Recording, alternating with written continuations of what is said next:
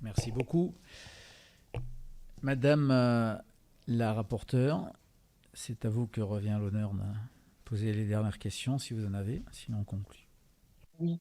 Ben, écoutez, d'abord, remercier nos intervenants parce que leurs propos étaient vraiment de très bonne qualité et on a, me semble-t-il, beaucoup appris. Alors, dans ce qu'ils ont évoqué, on a parlé donc de la fameuse technique d'étranglement, mais peut-être un peu moins clairement de la question des sommations. Est-ce qu'ils pourraient nous dire comment ces sommations pourraient évoluer pour qu'elles soient faites plus clairement? Et aussi, est-ce qu'ils pourraient nous redire, ils ont parlé des mélanges d'unités qui étaient différentes, et ça j'ai bien compris que pour eux c'est quelque chose qui n'est pas tellement souhaitable. Et est-ce qu'ils pourraient aussi donc nous expliquer comment ils voient aussi les nouveaux équipements et notamment les nouvelles grenades à main? Parfait. Je veux juste ajouter... Oula.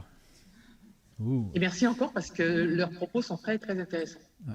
Je voudrais juste ajouter pour les sommations qu'elles font l'objet d'une étude dans le nouveau schéma national pour être un peu simplifié normalement, semble-t-il. Mais je vous laisse répondre.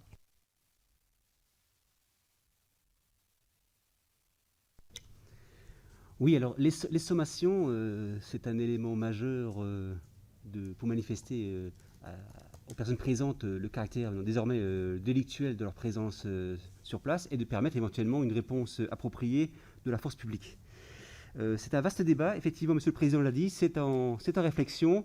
Il y a peut-être effectivement, et c'est peut-être le moment maintenant, effectivement, de réfléchir à une nouvelle mouture des sommations avec des mots, des phrases, des verbes audibles du plus grand nombre, à la fois en quantité, en qualité, en multipliant les supports audio, puisque je ne suis pas persuadé que sur une grosse manifestation avec plusieurs milliers de personnes, que la personne qui est du bout comprenne ce qui a été dit au premier rang.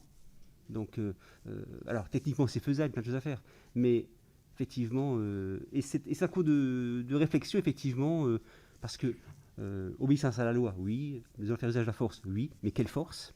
Quand? Comment? Quelqu'un qui est dans une démarche naïve, lui, il va rien comprendre. Et dans le doute, on envoie même une fusée rouge dans le ciel pour consolider la dernière sommation. Personne ne comprend ce que c'est. Est-ce que ça fait l'artifice? Est-ce que c'est un lacrymogène? Enfin, le naïf, lui, il découvre la vie. Et le dernier dans les derniers rangs, lui, il ne sait pas ce qui se passe. C'est pas que il vient d'arriver sur le lieu de la manifestation et ça fait 1 heure qu'on a fait. Voilà. Donc, effectivement, il y a une grande réflexion là-dessus à avoir. Et je suis très confiant parce que pour en discuter avec quelques grands chefs, notamment en charge du MO, il y a déjà des premières pistes qui se dégagent sur le phrasé, un phrasé audible, intelligible et compréhensible par le plus grand nombre, qui ne souffre pas de contestation ou d'analyse ou de. Donc ça, c'est extrêmement bienvenu pour l'annonce sommative à présenter à la population manifestante.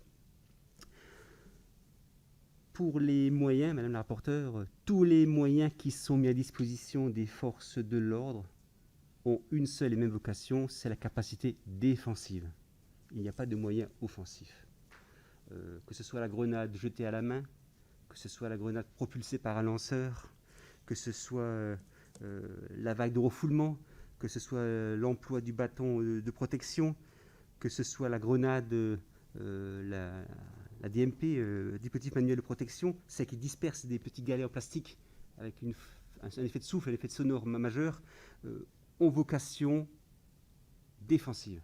C'est pour garantir à la fois la manœuvre de la troupe et la sécurité de la troupe en l'espèce.